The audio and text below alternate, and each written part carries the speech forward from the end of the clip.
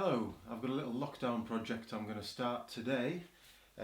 Should be able to do this even if the worst happens and we get confined to our houses and we're not allowed outside at all.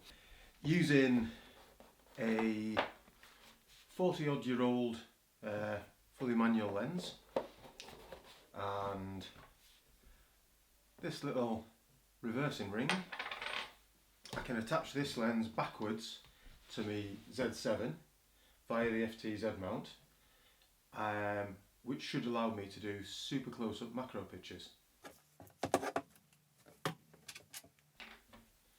This is the front element of the lens, and that screws into the filter thread.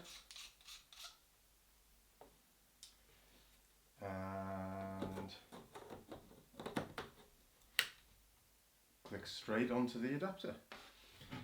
So as you can see, this is now the rear of the lens, pointing outwards. It's a manual aperture lens, so I can't control the aperture from the camera, but I can control it from the lens. I'm going to take a little photo of this for you to see just how close up I can get. And that is smaller than my fingerprint, completely covers it. It's really tricky getting your focus handheld. Depth of field is a fraction of a millimetre. Okay, that'll give you an idea of how close. And when I stop down I should be able to get a bit more depth of field than that, I would certainly hope. I think I'll probably try shooting some with a standard flash and some with a video light to give me a little bit more light. In fact, I might try that now on the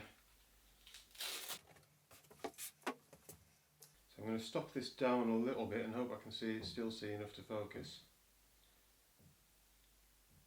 There we go. Yeah, I can tell right away I've got a much better depth of field there.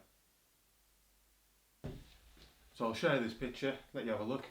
My plan for the day is to do a series of photos using this setup and see how that goes. Cheers.